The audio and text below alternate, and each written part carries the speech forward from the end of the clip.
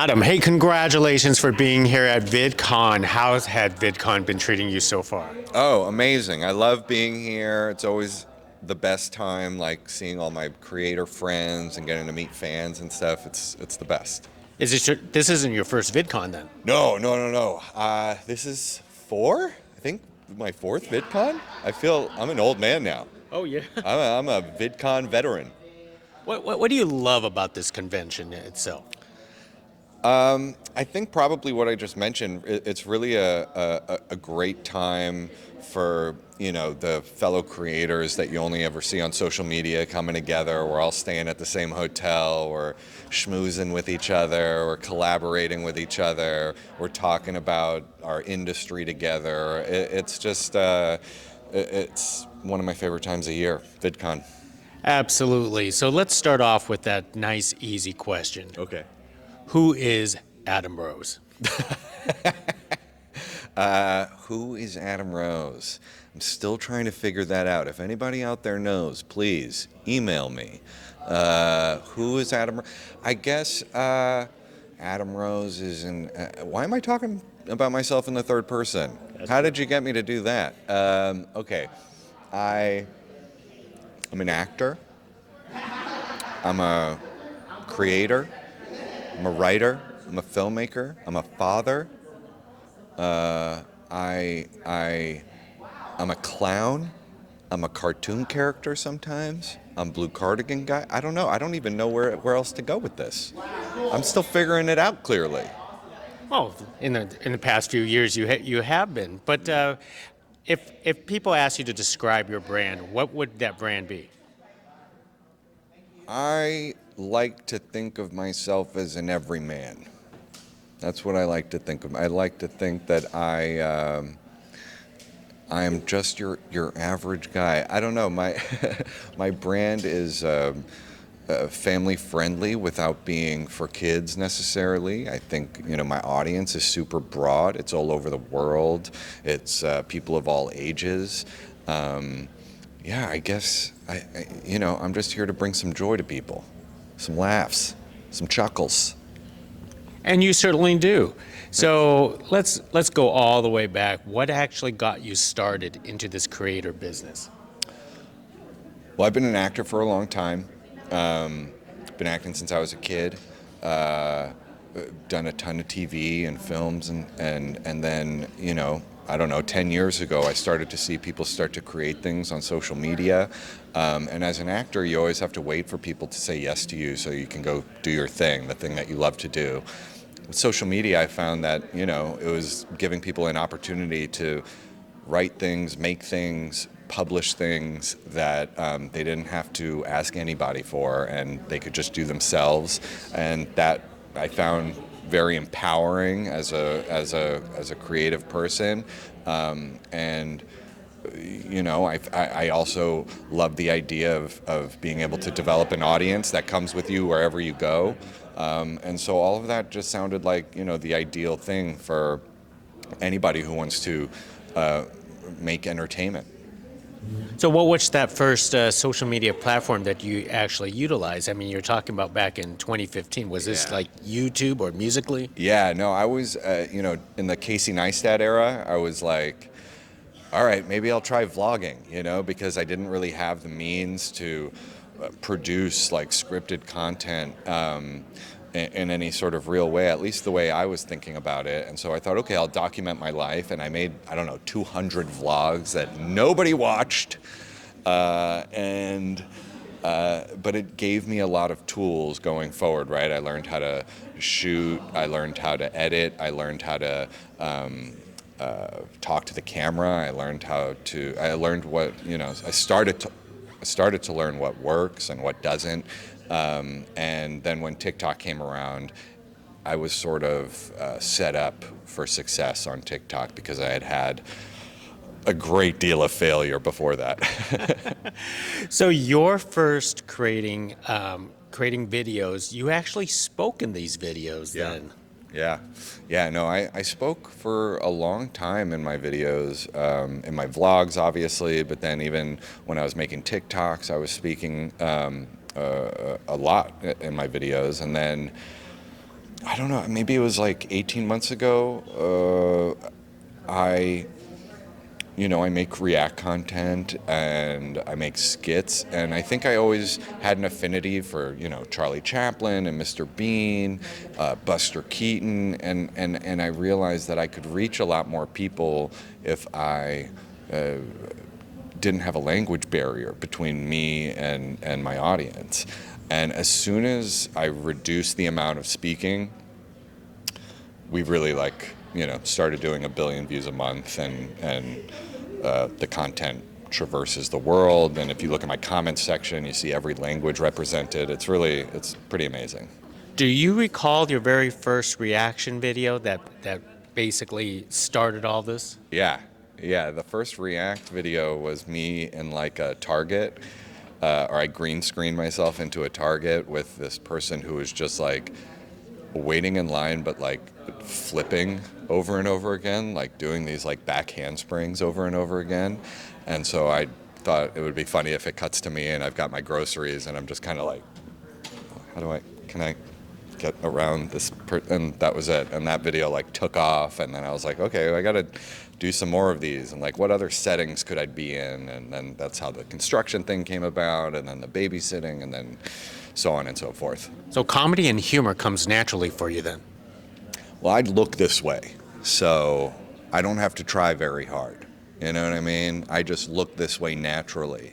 And when you look this way, you can get laughs, So do you practice in front of a mirror, like your facial expression, or that came after years of acting?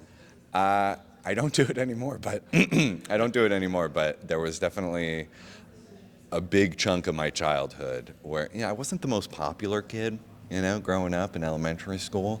So I had a lot of time to stare in the mirror and make stupid faces at myself. And it seemed to pay off, I guess. Now, to be a content creator, you have to create content. So how much content do you actually have to create? Oh, we're pretty regimented with our creation process these days. Generally speaking, every week we're shooting 4 or 5 videos. Yeah. 4 or 5 videos a week? A week, yeah. Yeah, and we usually do it all in one day. Oh, wow. Yeah. So do you have a team that actually research on the internet looking for videos for you to prepare? Yeah, we're doing a lot of prep for our shoot day. We have, on Mondays, we are ideating and brainstorming and trying to figure out what we're going to shoot. And then on Tuesdays, we're doing pre-production. Wednesdays, we're shooting. And we're doing a lot of research, trying to find those videos to react to, recipes to create, and just looking for inspiration in general. Now, you said you just started these reaction videos, just 18 months ago? Yeah. Really? Yeah. I was doing other types of React videos before that, not particularly this type where I'm sort of sticking myself into different settings. But there was a series I was doing for a while, like during the pandemic, when I was reacting to nightmarish news headlines, like these were real headlines, like zombie pigs invading Texas that like spit acid, or like things like that we kept seeing over and over again. And so I kind of lampooned what is real news and just green screened it behind me, walked in, reacted, walked off, and that was a really popular series of mine. That is pretty awesome. Now tell us about the birth of the blue cardigan. So in 2020, it's cold in my house, and the blue cardigan was like a hand-me-down from my brother that I never wore, and all my hoodies were dirty that day, and so I grabbed my, whatever was in my closet, and happened to be this blue cardigan, and that day I filmed what ended up becoming my first viral video, which was the alternative woe challenge, this like dance that became a trend. And then eventually became a Fortnite emote. But after that video went viral, I was like, I want people to know that was me. So the next video I wore the cardigan again, and then I wore it again, and then I wore it again, and then I didn't wear it in one video, and people were like, what is this? We didn't sign up for red hoodie guy. Like, where's the blue cardigan? And so I archived that video, and I never looked back. And I think part of it was like, again, going back to Charlie Chaplin, Mr. Bean, Buster Keaton, these were people that had like these signature looks. They were kind of like cartoon characters that you could stick anywhere. And I think that was part of what was going on in my mind. Like maybe I can, maybe I'll never have to worry about what to wear in a video ever again. And sure enough, that's what happened. Isn't there like a sort of like inkling in your mind that you cannot lose this blue cardigan, or do you have to try to find more blue cardigans to fill out your wardrobe? Yeah, there's only one hero blue cardigan, only one of the original. I cannot find another one exactly like that. It does not exist. The company that makes it doesn't make those anymore. They discontinued it. I have found dupes that sort of pass for the blue cardigan when we're doing stunts, if I'm jumping in the ocean or I'm getting something sprayed at me or whatever it is. We use those so we don't ruin the original. But yeah, I've only got the one. That's pretty awesome. Now, I also saw, old videos of you and, acting videos, and, you were all clean shaven. So tell us about now your signature bearded look, because I also want to say you can't shave anymore. Yeah, I know. Like cartoon characters can't shave. Yeah, no, I think when I was coming up as an actor, there was a sense that you needed to be somewhat of a blank slate for people. So yeah, I didn't have a beard. I wore contacts instead of my glasses. And I felt like that made me more easily moldable into these different characters. And then I think as time has gone on, the business has changed and the industry has changed, and I think people are leaning into more like distinct characteristics. And so without it feeling like too much of a calculated move, I also just didn't want to shave all the time. But yeah, I thought, you know what, I'm going to wear my glasses, have my beard, and maybe I won't look like every other dude, like just make me a little more distinct. And yeah, it seemed to work out.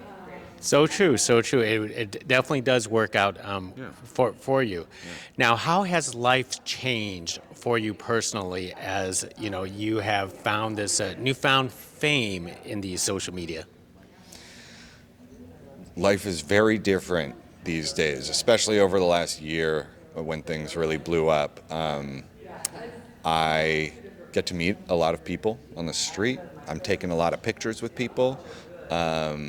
I think that's the biggest way my life has changed, is just like, people looking at you a little differently because they know your mug from somewhere. Like, hey, don't you come into Whole Foods and buy turkey burgers on Thursdays? And it's like, no, that's not me. But maybe if you scroll on social media, that's what it is. So yeah, that's sort of how it's changed mostly. So when you get recognized on the streets by fans and they approach you, I mean, how do you react to that really? Oh, I'm always happy to meet people on the street, honestly. I've had a couple, interactions that have been like awkward or strange, but for the most part, everybody's so nice, and it gives me a nice warm fuzzy feeling when people are like, oh my God, I love what you do. Like I watch your videos with my grandmother, or I watch your videos with my kids, or whatever it is. Like that real life feedback is amazing, because normally you're just looking at words on a screen, and it's hard to imagine sometimes when you think about 25 million people, like that they're real. All of those people are real people that are walking amongst us, and now I'm running into them on the street. It's crazy. Absolutely. And one of the things that for any social media content creator is the issue of mental health, because sometimes some of them can't handle it, or sometimes it's burnout, sometimes it's a newfound fame. How do you deal with mental health? Not well. No. Therapy. Lots of therapy. Alcohol? No. But how do I deal with mental health? I guess finding one, I have a great team, right? That's really important, because that creates an environment that doesn't overwhelm me, right? So that's really important. Making sure that you're delegating things. Also, I like to meditate. That's really important. I do think that like as you get more successful, you start getting pulled in a lot of different directions. So it is easy to, get a little overwhelmed with life. And so I think to prevent burnout or to prevent just going nuts, it's important to take time for yourself. It's important to like make sure you have some balance in your life, make sure you're, in my opinion, meditating. I think that's really important. And